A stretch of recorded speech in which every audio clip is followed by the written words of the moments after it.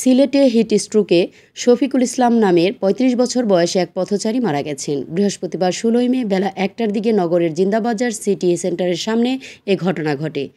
মারা যাওয়া মোহাম্মদ শফিকুল ইসলাম মৌলভীবাজারের জুড়ি উপজেলার নয়াগ্রামের আবু আহমদের ছেলে।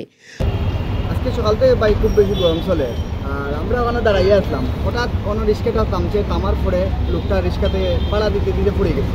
তারপর লোকজনে নিয়েও ফ্যানের তলে থাকছেন, আরও দুই এক পাইয়ে মাথার পানি দিয়েছেন। ওই সময় দেখছি আমরা খালি করে এরকম ভাব করে, তখন আরেকজনে কইছেন আপনি প্রেশার মাপো, প্রেশার লো হয়ে গেছে হয়তো, হলো ওইরকম হয়ে ধরে।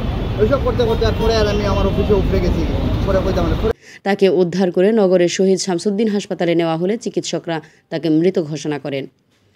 হাসপাতালের চিকিৎসকের বরাত দিয়ে কোতোয়ালি পুলিশ জানায়, ওই ব্যক্তি গরমে হৃদযন্ত্রের ক্রিয়া বন্ধ হয়ে মারা গেছেন। নিহতের ভাই জহিরুল ইসলাম বলেন, আমার ভাই শেয়ার বাজারের ব্যবসা করত। সিটি সেন্টার শেয়ার মার্কেটের অফিসে আসছিল, কিন্তু মার্কেটে প্রবেশের আগেই সে হিট স্ট্রোকে মারা যায়। তার মরদেহ দাফনের জন্য গ্রামের বাড়িতে নিয়ে যাওয়া হচ্ছে।